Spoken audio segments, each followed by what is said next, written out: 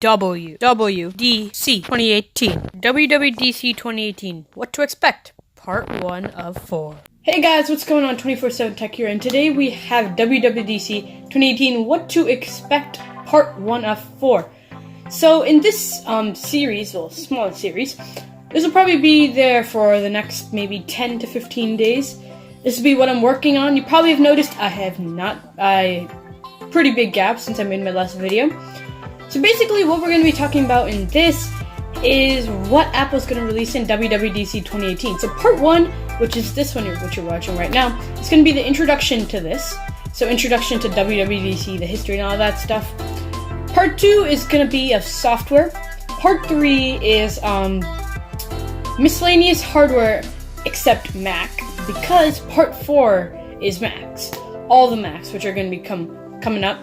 So therefore, I'm going to be interested in them. Now, by miscellaneous hardware, which is part 3, as you might have seen, this is what I mean by the iPhone, the rumored iPhone SE 2, AirPods 2, and I'm not going to spoil everything. So yeah, basically those. And introduction to WWDC, let's get right into this. First of all, what does WWDC stand for? Well, it's called Worldwide Developers Conference, which Apple holds, and it's all the developers from worldwide, including our favorite YouTubers like MKBHD, Jonathan Morrison, Austin Evans.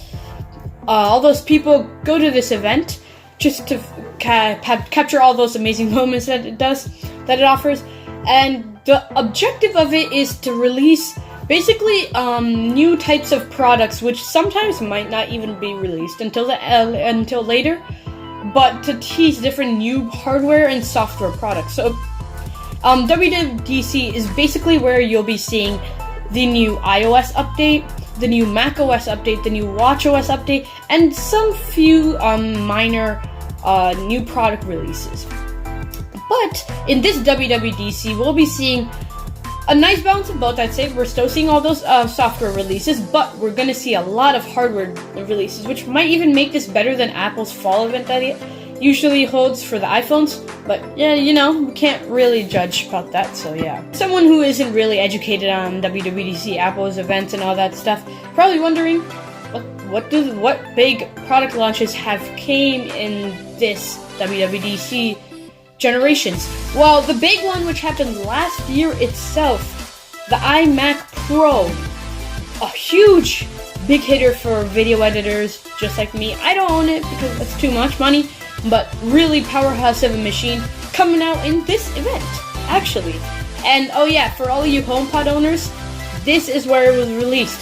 You probably didn't even know that, but this is a huge event for Apple. Also, probably their second largest event after the iPhones, of course, but really, really big. And guess what? The original iPad Pro also released here, which we will be seeing an update really, really shortly. One thing Apple also does like to do in WWDC is release products for, let's say, the beginning of next year. So something like the iMac Pro was first released in June 2017, but it was produced and given out to the customers only in February of 2018. Another product which was just like that is the Apple HomePod. It was released in June 2017, but it was given to the outside in February 2018 also. So what Apple does is they take this bridge and just throw their ideas out, and then after that make, you know, production and all of that stuff for the next 6 months, and then keep it available for the beginning of the next year. So it's sort of a pathway for Apple to release new things.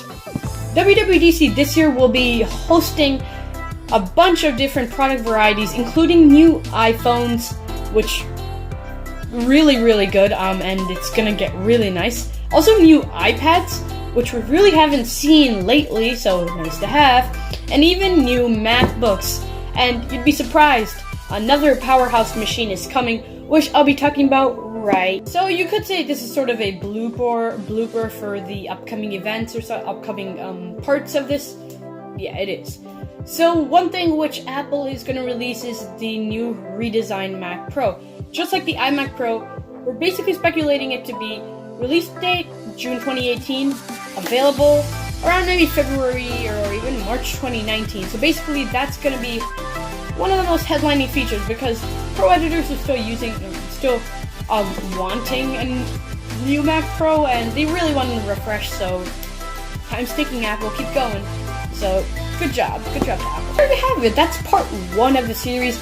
I know this is probably a little more boring, but bear with me. In maybe another 2 to 4 days, you'll see a new video, which will be completely dedicated to the software of this, which will be way better, of course. And I know it's a little boring, but if you stick with me until this long, thanks for watching. Drop a like down below, subscribe right up there, and I can't really give you a lot of visuals for this, but upcoming I will. So I guess peace out.